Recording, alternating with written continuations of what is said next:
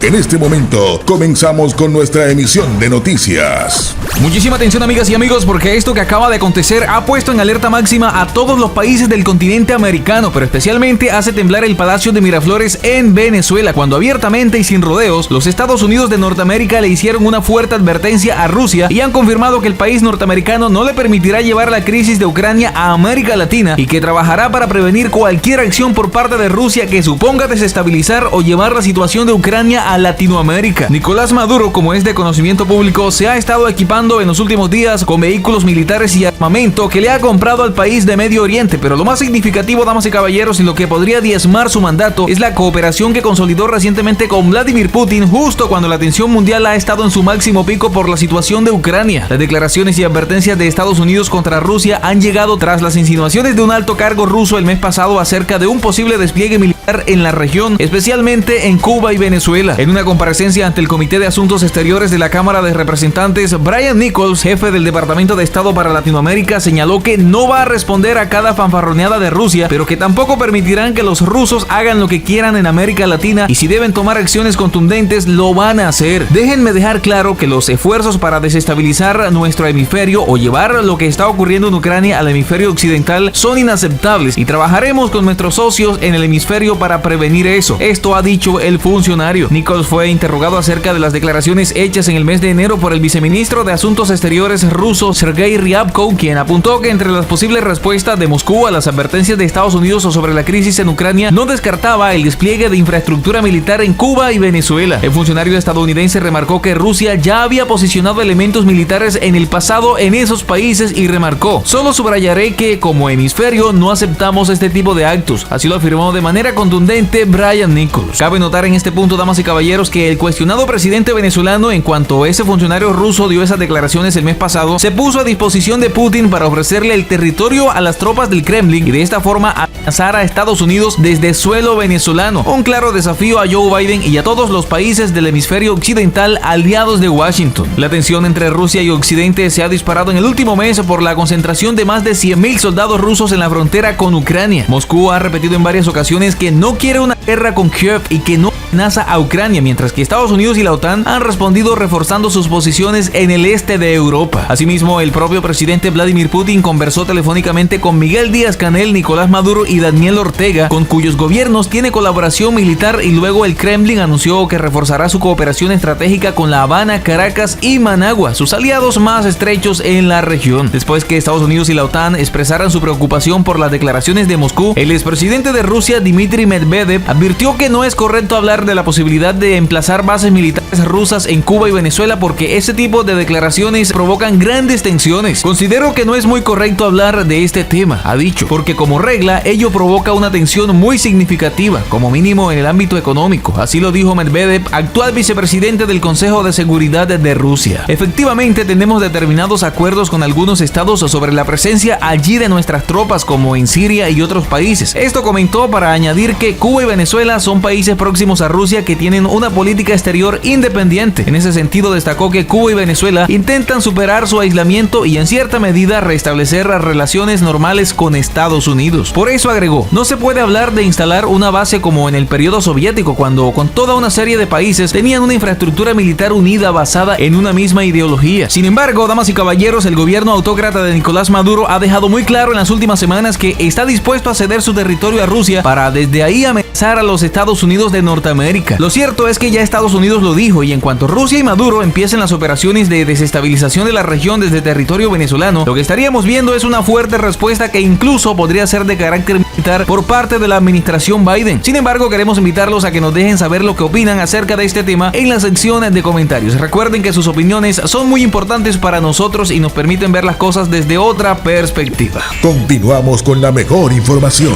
Y muchísima atención, amigas y amigos, porque por otra parte les contamos que la izquierda latinoamericana empieza a darle la espalda al mandatario autócrata Nicolás Maduro Moros. Gabriel Boric, presidente electo de Chile, Pedro Castillo, presidente de Perú, y Gustavo Petro, aspirante a la presidencia de Colombia, se distanciaron en los últimos días de las políticas implementadas por el gobierno totalitario chavista en Venezuela. Pese a que todavía se aferra al poder y se mantiene en el Palacio de Miraflores, el cuestionado presidente venezolano Nicolás Maduro está cada vez más aislado del mundo, pero ya no solo de gobiernos que han venido denunciando sus violaciones a los derechos humanos desde el comienzo, como Colombia, Estados Unidos, Canadá, Reino Unido y gran parte de la Unión Europea. En los últimos días, algunos de los principales líderes de la izquierda latinoamericana le dieron la espalda al gobierno totalitario chavista. El primero fue el presidente electo de Chile, Gabriel Boric, quien representa un viraje a la izquierda en su país luego de la administración de Sebastián Piñera. Semanas antes de asumir, se refirió a otros gobiernos identificados con la izquierda y en el caso de Venezuela sostuvo que la autocracia de Maduro es un fracaso total. Venezuela es una experiencia que más bien ha fracasado, ha dicho, y la principal demostración de su fracaso son los 6 millones de venezolanos en diáspora. Así lo manifestó durante una entrevista con BBC Mundo. Al ser consultado sobre si reconocían a alguno de los gobernantes de izquierda en el concierto latinoamericano, no le escapó al interrogante. Yo entiendo que la pregunta va muy relacionada con Venezuela y Nicaragua. En el caso de Nicaragua no logro encontrarle nada ahí, y en el caso de Venezuela es una experiencia que más bien ha fracasado. Sin embargo, aseguró que otros 3 líderes regionales sí lo representan. Me da mucha esperanza y espero tener un trabajo codo a codo con Lucho Arce en Bolivia, si Lula gana las elecciones en Brasil con Lula, la experiencia de Gustavo Petro si se consolida en Colombia. Creo que ahí se puede armar un eje tremendamente interesante. El flamante presidente chileno también habló sobre Venezuela este martes 1 de febrero en entrevista con un medio de Uruguay. Al respecto aseveró que el retroceso democrático en el país caribeño ha sido brutal y adelantó que durante su mandato buscará construir una izquierda democrática a diferencia de lo que ha hecho Nicolás Maduro. A mí me gusta establecer un principio irreductible que es la defensa irrestricta de los derechos humanos, independiente del gobierno de turno. No podemos tener doble estándar, no nos podemos perder. El alegato permanente que hacen ciertas izquierdas a la autodeterminación de los pueblos para terminar incluso justificando sus desviaciones o conductas que no son apropiadas, como limitaciones a la libertad de expresión, a la reunión, es algo que tenemos que enfrentar más abiertamente. Así lo apuntó Boric. Además agregó, esto es muy triste, pero tenemos que ser capaces de decirlo. En la situación de Venezuela, por cierto, que incide el asedio que ha tenido permanentemente por parte de Estados Unidos, pero también ha habido un retroceso en las condiciones democráticas que ha sido muy brutal, y para qué decir las condiciones económicas de vida. El éxodo de 6 millones de venezolanos es la prueba más fehaciente de aquello. Ese no es nuestro camino y nosotros aspiramos a construir una izquierda profundamente democrática, respetuosa de los derechos humanos, que sea capaz de ser crítica de sí misma. Incluso en el gabinete elegido por Boric, con mayoría de mujeres, está la flamante canciller Antonia Urrejola, quien se ha expresado su posición a los regímenes de Venezuela y Nicaragua.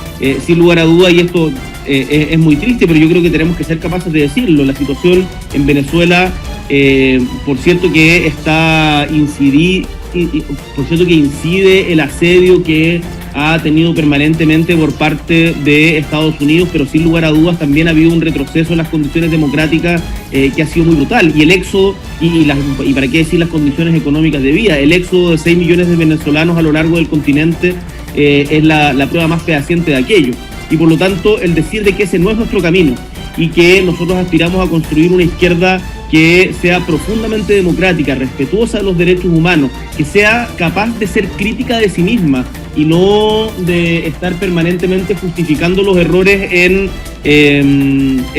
adjetivos. Por su parte, la semana pasada quien también se pronunció en contra de la autocracia de Maduro fue el presidente de Perú, Pedro Castillo. En diálogo con la cadena CNN, el mandatario dejó en claro que no le gustaría que su país siguiera los modelos de los regímenes de Venezuela, Cuba y Nicaragua, aunque se negó a reconocer si en estos países no gobierna la democracia y remarcó que cada país es autónomo. No soy parte de eso y no me gustaría que el Perú se convierta en uno de esos modelos, indicó sobre los 3 países latinoamericanos. Fernando del Rincón fue muy concreto y claro al preguntarle por qué cuando se le consulta por Venezuela, Cuba y Nicaragua evade dichas respuestas, a lo que el jefe de Estado señaló que jamás traerá un modelo de afuera y afirmó que piensa crear un verdadero modelo democrático y abierto con los peruanos. Soy un hombre del pueblo, ideológicamente soy un provinciano, soy un maestro andino que abraza las necesidades de este país, aclaró. Hay 3 regímenes que están acusados de violar derechos humanos. Y si usted no se pronuncia en torno a eso, es parte del problema. No soy parte de eso. Por eso, y no me gustaría de que el Perú se convierta en uno de esos modelos.